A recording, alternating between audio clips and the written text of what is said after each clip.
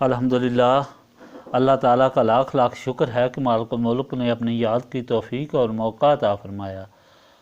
لاکھوں اور کروڑوں درود حضرت محمد مصطفیٰ صلی اللہ علیہ وآلہ وسلم پر، جن کے طفیل مالک الملک نے یہ مہربانی عطا فرمائی۔ سامعین اکرام، اللہ تعالیٰ نے قرآن پاک میں ارشاد فرمایا، اعوذ باللہ من الشیطان الرجیم، بسم اللہ الرحمن الرحیم۔ سب تعریفیں اللہ تعالیٰ کے لیے ہیں جو مالک ہے ہر چیز کا، جو آسمانوں میں ہے اور جو کچھ زمین میں ہے، اور اسی کے لیے ہی ساری تعریفیں ہیں آخرت میں، اور وہی بڑا دانا اور باخبر ہے۔ وہ جانتا ہے جو زمین میں داخل ہوتا ہے اور جو اس سے نکلتا ہے، نیز وہ جانتا ہے جو آسمانوں سے اترتا ہے اور آسمان کی طرف عروج کرتا ہے، اور وہی ہمیشہ رحم فرمانے والا اور بخشنے والا ہے۔ اور کفار کہتے ہیں ہم پر قیامت نہیں آئے گی۔ آپ صلی اللہ علیہ وآلہ وسلم کہہ دیں ضرور آئے گی، مجھے اپنے رب کی قسم جو غیب جاننے والا ہے، نہیں چھپی ہوئی کوئی چیز اس سے ذرہ برابر آسمانوں میں اور نہ زمین میں، اور نہ کوئی چھوٹی چیز ذرہ برابر اور نہ کوئی بڑی چیز، مگر وہ کتاب مبین میں موجود ہے، تاکہ اللہ تعالیٰ جزا دے انہیں جو ایمان لائے اور نیک عمل کرتے رہے۔ یہی وہ لوگ ہیں جن کے لیے بخشش اور رزق کریم ہے، اور جو کوشش کرتے رہے ہیں ہماری آیتوں کو جھٹلا کر ہمیں عاجز کرنے کے لیے، یہی وہ لوگ ہیں جن کے لیے دردناک عذاب ہے۔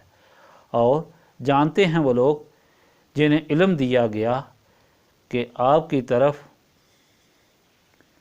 نازل کیا گیا، آپ صلی اللہ علیہ وآلہ وسلم کے رب کی طرف سے وہی حق ہے، اور عزت والے سب خوبیوں والے کا راستہ دکھاتا ہے۔ اور منکرین کہتے ہیں کہ ہم تم کو پتہ بتائیں اس شخص کا جو تم کو خبردار کرتا ہے کہ جب تم ریزہ ریزہ کر دیے جاؤ گے تو تم از سر نو پیدا کیے جاؤ گے، یا تو اس نے اللہ تعالیٰ پر جھوٹا بہتان لگایا ہے یا یہ دیوانہ ہے، بلکہ وہ جو آخرت پر یقین نہیں رکھتے وہ عذاب میں اور دور کی گمراہی میں مبتلا ہے۔ کیا انہیں نظر نہیں آتا کہ انہیں آگے اور پیچھے سے آسمان اور زمین نے گھیر رکھا ہے؟ اگر ہم چاہیں تو دھنسان دیں انہیں زمین میں، یا گرا دیں ان پر کوئی ٹکڑا آسمان سے۔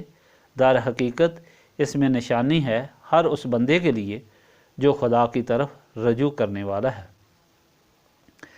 پچھلے فرمان الہی میں اللہ تعالیٰ کی طرف سے نبی پاک صلی اللہ علیہ وآلہ وسلم کے غلاموں کو ہدایتیں دی گئیں۔ پہلا یہ حکم ہوا کہ اللہ تعالیٰ کے رسول صلی اللہ علیہ وآلہ وسلم کی اطاعت مکمل طور پر کرو۔ موسیٰ کی طرح بار بار بغاوت، شک یا اعتراض مت کرو، اس میں تمہاری ہی کامیابی ہے۔ ایسا کرو گے تو یقیناً دونوں جہانوں میں کامیابی حاصل کرو گے، کیونکہ یہ سچ ہے، اور اسی پر عمل کرنے سے تمہارے لیے بخشش ہے، اور تم پاک اور صاف انسان بن جاؤ گے۔ دیکھو یہ قرآن پاک جو تم کو عطا فرمایا گیا ہے بہت بڑی عظمت والا ہے، اس میں تمہارے لیے حقوق اور فرائض کا ذکر ہے۔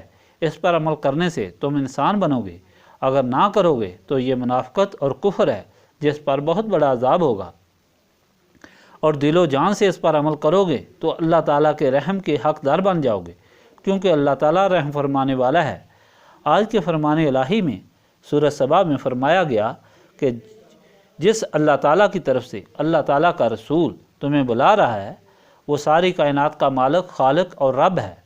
ہر چیز اس کے سامنے اور اس کے قبضہ قدرت میں ہے، ہر چیز اس کی دین ہے، اور وہ اپنی دین کا حساب لے گا، جس کے لیے ایک دن مقرر ہے جب سب جمع ہوں گے۔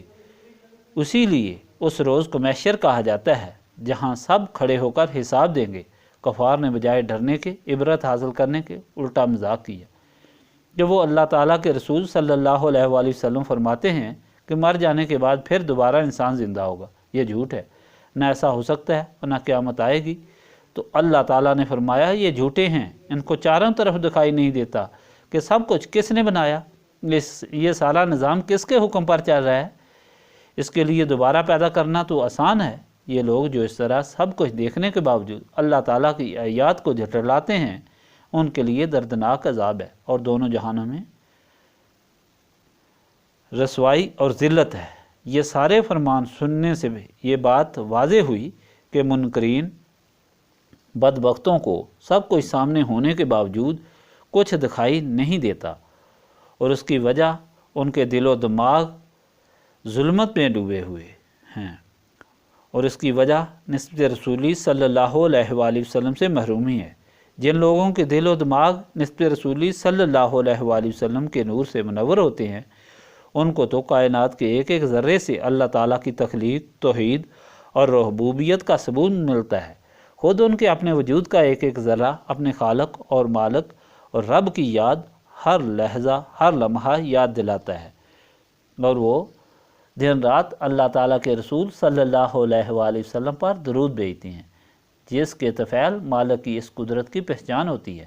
یہی نسبت رسولی صلی اللہ علیہ وآلہ وسلم ہے، جس کو حاصل کرنے کے لیے ہم یہاں بیٹھ کر یاد الہی سے سینوں کو صاف کرنے کی کوشش کرتے ہیں۔ استغفر اللہ العظیم الذی لا الہ الا هو الحی القیوم واتوب الیہ۔ استغفر اللہ العظیم الذی لا الہ الا هو الحی القیوم واتوب الیہ۔ استغفر اللہ العظیم الذی لا الہ الا هو الحی القیوم واتوب الیہ۔